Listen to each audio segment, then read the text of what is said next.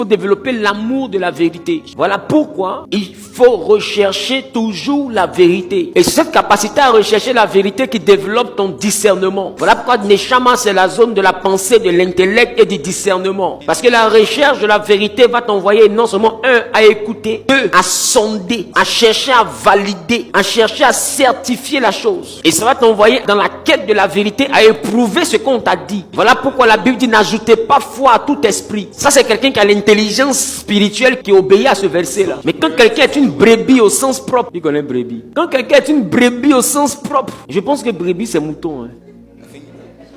Quand quelqu'un...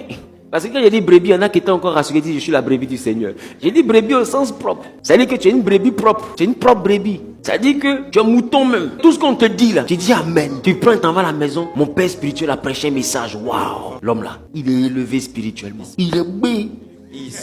Il a tué. Si tu avais cherché la vérité t'aura affranchi. Voilà pourquoi il n'a pas dit vous connaîtrez la connaissance. Il dit vous connaîtrez la vérité. Neshama t'envoie à rechercher ce qui est vrai. Laisse-moi te dire, la vérité n'est jamais connue à 100%.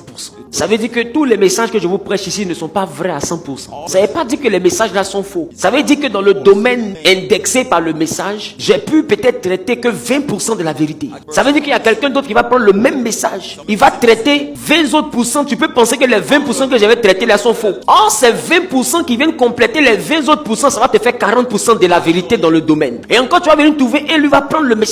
Lui va traiter ça à 50%, mais les 50% n'ont rien à voir avec les 40% que toi tu connaissais de ce message-là. Tu vas venir dire, non, c'est que les 40%, eux tous ont menti, c'est le 50% là qui est vrai. Or, des fois, Dieu t'envoie les 50% pour que tu complètes aux 40%, pour que tu sois à 90% de la vérité dans le domaine. Parce que chacun connaît la vérité en partie. Donc, tu ne peux pas prêcher et puis dire à quelqu'un ce que j'ai dit là, c'est ça, à part ça, il n'y a rien d'autre. Ça s'appelle l'orgueil intellectuel. Et c'est pourquoi j'avertis ceux qui sont des prédicateurs comme moi, et quand quelqu'un ne prêche pas dans le même sens que automatiquement il le diabolise. À moins que Dieu ne soit ton oncle biologique, je ne pense pas que tu puisses être sûr que ce que tu dis soit une vérité universelle. Voilà pourquoi les débats existent. Parce que dans le débat, chacun défend une vérité, mais chacun cherche à démontrer que sa vérité est plus vraie que la vérité de l'autre. En réalité, il n'y a aucune vérité qui est plus vraie que l'autre. Il n'y a que la vérité. Il y a la vérité qui complète les autres vérités. Les vérités doivent venir en complément. Voilà pourquoi tu dois avoir l'amour de la vérité. C'est pourquoi quand je finis de t'enseigner un tel message, il faut prendre le message et puis il faut aller faire des recherches pour découvrir encore. Tu vas voir que Dieu va t'envoyer sur d'autres vérités. Et ainsi tu connaîtras la vérité. Et à chaque vérité que tu vas découvrir, cette vérité-là va t'affranchir.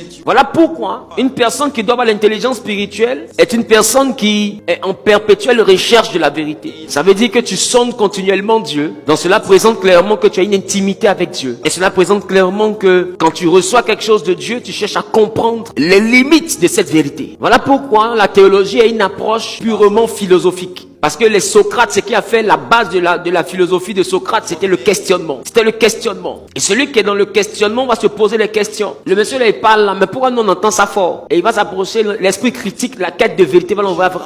Ah, c'est pas ça sort d'un baf. Mais pourquoi ça sort d'un baf? Au fait, tu as pensé qu'il est bête. Mais c'est cet esprit critique là qui était à la base des découvertes et des inventions. Tant que quelqu'un n'a pas un esprit qui se questionne pour chercher davantage la vérité, il n'y a pas d'évolution. Voilà pourquoi nos villages sont restés la forêt. Parce qu'il y en a des gens qui mangent, mais peu de personnes se posent des questions. Et quand ils se posent des questions, c'est pour chercher à savoir comment ils peuvent te manger.